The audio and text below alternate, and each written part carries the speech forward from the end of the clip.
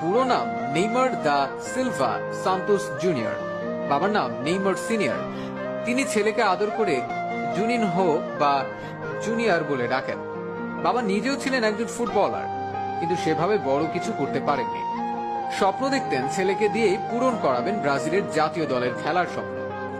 ছেলেকে বড় করে তুললেনও সেইভাবেই। শিশু নেইমার হাঁটতে শেখার আগেই ফুটবলে লাথি মারা শিখে গেলেন। আর একটু বড় হলে বাবা তাকে নিয়ে গেলেন খেলার মাঠে, কিন্তু ফুটবল খেলতে নয়, ফুটসাল খেলতে। ফুটসাল হচ্ছে ইনডোরে কম খেলোয়াড় নিয়ে ফুটবল। সেখানে চমৎকার খেলে নেইমার সবার নজরে আসে।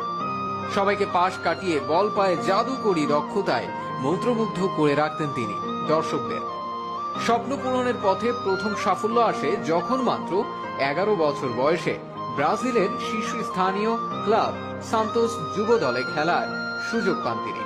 2009 সালে মাত্র 17 বছর বয়সে পেশাদারী ফুটবল ক্যারিয়ারের সূচনা ঘটে।